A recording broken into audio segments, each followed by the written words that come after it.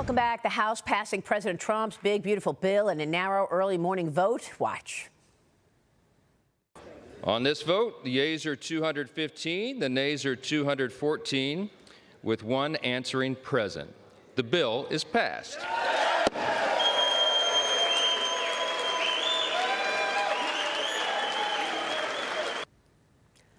The bill includes permanent provisions for the 2017 Trump tax cuts, extending those cuts permanently, a boost to the child tax credit, and the pass-through business deduction. It also includes, of course, no tax on tips, no tax on overtime. It includes enhanced deduction for seniors, and it includes a SALT cap of $40,000. That's up from $10,000. Speaker Johnson saying this: we look forward to the Senate's timely consideration of this once-in-a-generation legislation. We're going to send that to his desk. We're going to get there by Independence Day on July 4th. Joining me now to talk more about this is the Office of Management and Budget Director, Russ Vought. Russ, it's great to have you this morning. Director, thank you very much for joining us on this important day. You bet. Thanks for having me, Maria. So give us your sense of the impact of this bill and how things change in the coming few years. Well, I think it's an enormous bill. It's an enormous move forward for the American people. We're thrilled at the action that the House took today. And there's just so many things that the president ran on that the country needs in a different era. Any one of these big provisions that were included in this bill would have been something that we talked about for months. This is putting them all in one package, and now we get to move forward to get it done in the Senate and get it to the president's desk by the July 4th weekend. Now, Director, I want to get your take on the holdouts to the end who were worried about debt and deficits and, of course, the budget. We look at the yield on the 10-year this morning, which is rising. And, of course, that's largely because of that 20-year auction that went poorly this week. The yield spiking above 5% yesterday, now up to 4.61%. What do you want to say to markets and investors out there who are watching the bond market focus on debt and deficits and focus on, this big, beautiful bill, while incredibly important for growth? They're also keeping an eye on the close to $37 trillion in debt and the $2 trillion deficits. And this will help. This bill will help debt and deficits.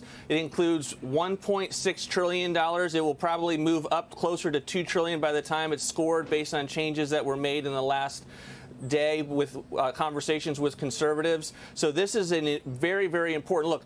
We've had a culture of fiscal futility in this country going on 30 years. We haven't seen anything like this since 1997. Adjusted for inflation with the work requirements in 1997, that was an $800 billion bill. This is a nearly a $2 trillion mandatory savers. We haven't seen anything like this. It's history. And so what we've been trying to do over the last week is explain to the country the extent to which this is getting us moving again, not just in economic growth and the policies that the president ran on, but actually cutting and saving mandatory savings, which this town has been unwilling to do. So I think what you're seeing as it pertains to the bill is a lot of misinformation. And as it becomes clear the magnitude of what is being accomplished, people are going to start to really understand how much has been accomplished, and let's get it done in the Senate. Are the savings back-ended, Russ? I mean, the Committee for a Responsible Budget has been pointing out lots of issues on debt and deficits, and they say that it was front-loaded with new borrowing and the savings are back-loaded. So, look, the committee is policy agnostic, right? So they don't actually like tax cuts or tax relief that we believe are vital to be able to actually cut spending and deal with and get a balanced budget. It's absolutely vital. The other thing we did was we want certain spending in the front. We want to take care of the border and defense increases so that we can have a huge fight on non-defense cuts with DOGE savings and getting rid of those and making those permanents in the appropriations process, which is not carried on reconciliation. That said, we moved savings up in the closer to the front of the window over the last several days in conversations with conservatives that helped make this better. Yeah. The work requirement in Medicaid came forward. The IRA savings from repealing came forward. It got a lot better in terms of that argument, but I didn't think that argument was ever particularly valid. Yeah, and I have to point out that lots of experts out there are not considering the growth that likely comes from this and helps pay for it as well. I mean, you look at what but the budget resolution enables this reconciliation bill, assuming it assumes a 2.6% growth number. Now, that's more than some people who are looking at a 1.8% growth overall this year. But we spoke with Kevin Hassett this week, and he was all the way up to 4% plus on growth in the second half of the year. So I ask you, Russ, what kind of growth numbers are you expecting second half of the year and into 2026? Well, look, we haven't put forward what our growth numbers will be. We will do that after this reconciliation is done. But just by the terms of what the House wanted to assume, it's $2.6 trillion, which we think is not something that should be laughed at in any sense. It's very, very middle of the course, middle of the fairway. So this is something that we believe we're going to go beyond. We're going to also have tariff revenues that are coming in. They are coming in currently right now, Maria, notwithstanding all the negotiations that are going on. That is another piece of this puzzle as you have a coherent fiscal path that gets you to balance over many years, and we're going to get there as soon as we possibly can. So what element of the big, beautiful bill do you think is most important to growth?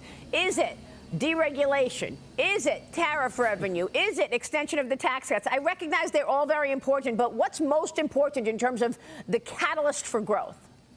Maria, you're asking me to choose amongst my children. They are all very important. I'm in charge of the deregulatory agenda on behalf of the president. But I think that all of them are being exponentially furthered in this bill. And I think what is really an important story that we will keep talking about is the extent to which we have ended fiscal irresponsibility and futility by not being able to pass big reductions in mandatory savings that make total sense. A work requirement makes total sense, and the American people are going to hear more about those details. Will we ever get back to pre-COVID spending? I think so. Look, we sent up a budget to be able to get back in terms of the bureaucracy that's woke and weaponized, to get them back to pre-COVID levels. Lowest spending since fiscal year 2017. If you adjust it for inflation, it's the lowest since 2000. Yeah. That's reflecting the work of DOGE. We now have a great chance to lock those in. We'll be working with Congress to do that. Russ, it's great to have you this morning. Please come back soon. We so appreciate your work. Russ Vought joining us at the White House. Thank you, sir. You bet. We'll be right back.